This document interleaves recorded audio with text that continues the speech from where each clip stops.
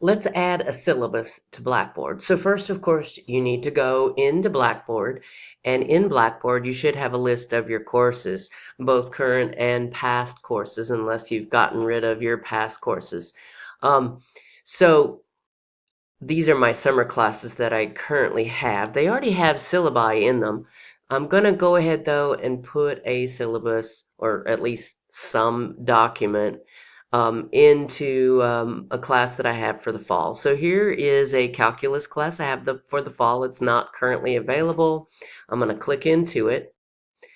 And you'll notice over on the left-hand side, and let me move this a bit for you, it already has a syllabus button created, and this should already be in your class. You'll have these buttons already there. So what we're going to do is we're going to click on that syllabus button, and we will now see something that looks like this. All right, so we are going to go or hover on Build Content, and we're going to go to File. And when we click on File, this comes up. And let me move my window a little bit so you can see this a little better. All right, so we want to name it. Typically, I just name it syllabus or fall syllabus or MAT 170 syllabus, whatever we want to call it. And then we can click on Browse My Computer. Now, I actually don't have the syllabus made yet for this course, so I'm just going to go to my documents and find something that is a syllabus. Let's see, here's some statistics syllabus. We'll just pretend for the moment that this is the syllabus I'm looking for. I click on it, and of course, you'll see that it shows up right there. And if that happens to have been the wrong one, I can select a different file and go back and get it again. All right, but I always tell it to open in a new window. This comes out usually a little bit easier for the student when they're using the course.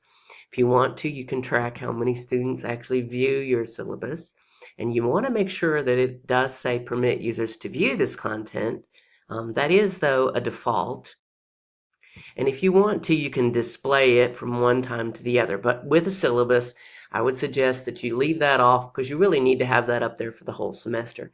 And then we can't forget right over here on the right side, if we don't hit submit, nothing's going to happen. So if we hit submit, and it's a little slow.